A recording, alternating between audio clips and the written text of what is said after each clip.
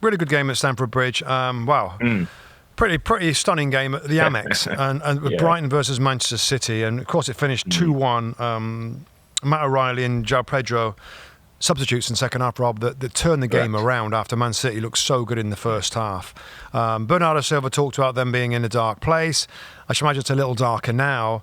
What are you thinking? We'll get to Brighton, of course, because that was an excellent second half. But is it kind of, and there's a little, the beginning of the end, there's a little talk about Pep's kind of like this cycle with this team. Are we getting way overboard, or before I throw, I just felt, Rob, it's a bit different. This was a bit of a different loss than the ones that we see over the last couple of years when they lose. It's a counter-attack.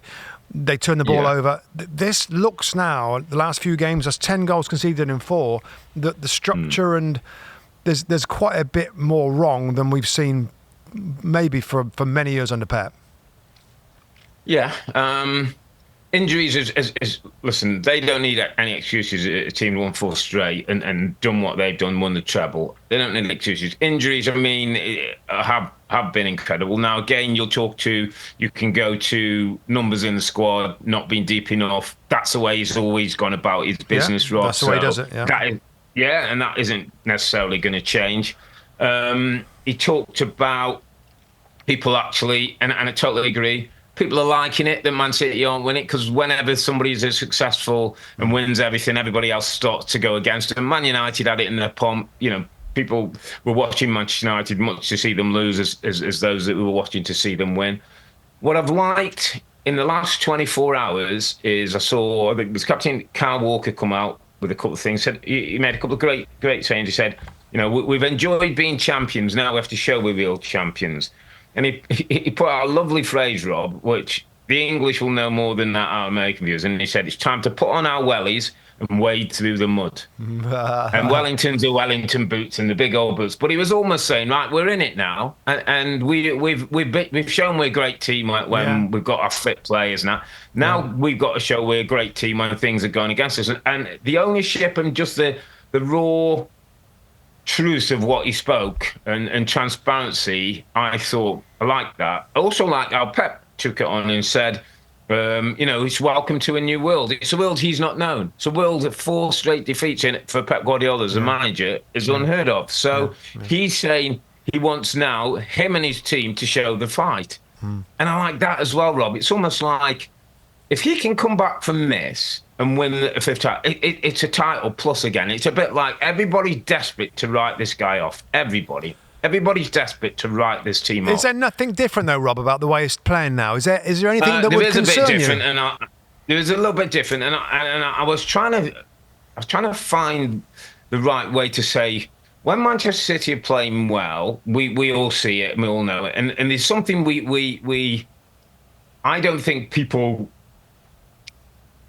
see that is so important to their game, and that is their ability and their work when they lose possession. Often they don't lose possession that often, but they get about the ball, Rob. They get your head down, they get tight, and they work incredibly hard to get the ball back to start those passing movements. And I think you said on air, and you're typically right, even when they've lost in the past, they still dominated possession. They still had more chances. They haven't taken them.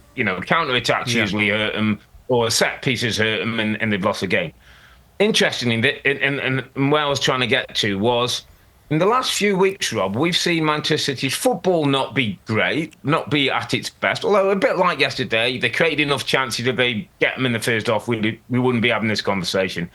But the other thing that's gone is a bit of that graft.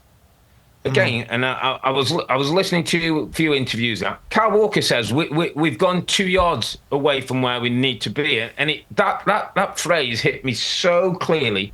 Instead of closing down, Rob, and getting on top of somebody, they're now sort of sitting off a little bit, like, let's see. And the moment you sit off at this level of player, you can get hurt. You can get hurt by Brighton. You can get hurt by Sporting Lisbon. You can get hurt by teams who you would expect to beat because players are technically better. And the moment that you're not at it, and Man City haven't been at the other side of the game, which they've done so well with the football. We all appreciate the beautiful football, but we don't always appreciate the work. well, actually, some of that hard work has dipped.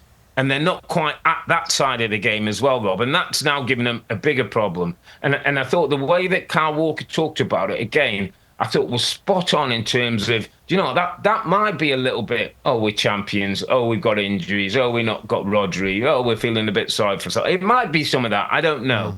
But just the recognition of it, for him and the team, I thought, they're going to be, they'll still be there and thereabouts, my friend. I have no doubt. Yeah, I think we all know that they will get better and they will find their top form. Now, for them, it's just a matter of when that's going to be. Because if they still flounder a little bit over the next few weeks, that gap between them and Liverpool, if that gets too high, I said this right at the beginning of the season, if they get behind again, because they often do this, Rob. They often have a poor half of the season, first half of the season. And they have to come back with many points behind. I just didn't know whether they could do it again. So I think we're in the same situation. It's just how long it's going to go on for and how long's the gap going to be. Obviously Arsenal are behind them, but Liverpool, if they keep going, then it becomes harder and harder for Man City. But they will get better. Now, from Brighton's point of view, Rob, really poor first half, so much better in the second half. I mean, that's what a manager. I mean, well done, Fabian Hürzeler. Half-time, changes to intensity. I couldn't believe it in the first half, where they were so passive against Man City. Too much respect for them.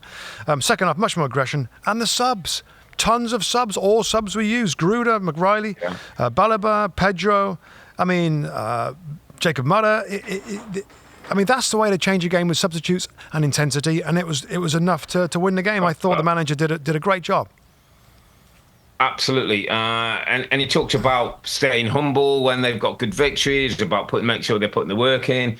João Pedro is a exciting, intelligent footballer who can play in a non-position, just makes them so much better. I've got to mention Carlos Baleba, Rob, the midfield player come out. I thought he was game changer. He's a good player. Wow, he's really good. Athletic, strong, creative, and can play left foot. Proper player. He was very close to my underappreciated player of the week. But I know you like your ones to watch. Keep an eye on this kid, by the way. He'll be another one off the 100 million valuation somewhere in the near future. But credit to Brighton. And isn't it interesting, Rob? Because any of our viewers who haven't got the chance to listen to Paul Barber, the CEO of Brighton, we had a podcast with him midweek, and he was talking about the big teams and, having to sometimes fall a little bit below them and know that, what they've got and you can't do it at the same level, and Brighton have to do it a different way with a different kind of manager, with a different profile of players. And what credit to him and the backroom staff, as well as Hürzeler and the team, but all those people at Brighton who contribute to what we see, Rob, who are out there scouting these players, finding these talents, giving the manager these kind of options, identifying Hürzeler as the right kind of guy who's going to replace De Zerbi, who I hear is fell out at Marseille. Surprise. Robert De Zerbi, I believe, is not happy with things. But it's great for Paul Barber and all that staff, really, for what they've done at Brighton. And we see it in a 2-1 win against the champions. Yeah, and just a final thing to add to that is not all about recruitment for them.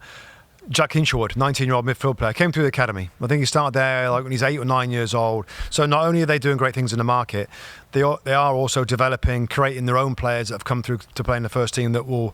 I mean, Jack Hinshelwood, a very, very good footballer, can play in different spots. The manager said, hasn't he? He's an England international in waiting. Yeah. Really good. So the Brighton story continues there. As I look at the league table, they're 6th. After that first 11 games, they are 6th in the Premier League after losing more players again. But to be fair, they did spend a bit of money, but that's a really good position for them right now. If you're Liverpool now, Rob, or even Arsenal, if City were in flying mode, if you were Arsenal, you'd be probably thinking it's 3 years, we're not going to get it done.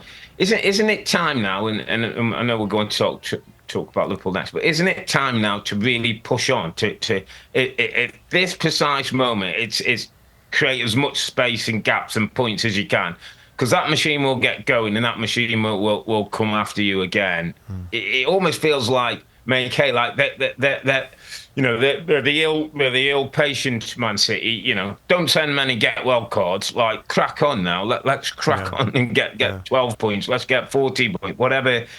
Gap you can, because we've seen Arsenal, was it 8 points clear in the past, and get drawn back in. Yeah, absolutely right. So Yeah, but a shocking, history. Pep to lose 4 games. He said afterwards, well, it's only 2 Premier League games on the spin. I mean, he's very defensive, Rob, and and he'll keep going, well, we win, 4 on a spin, and, we lose games as well, but we won a lot more. He's real sensitive to these questions. And he's going to get these questions because it was something... Of course he is. Yeah, very different. Anyway, but well done, Brighton. That's an incredible comeback in the second half. 2-1 victory for them. Man City, they will get better.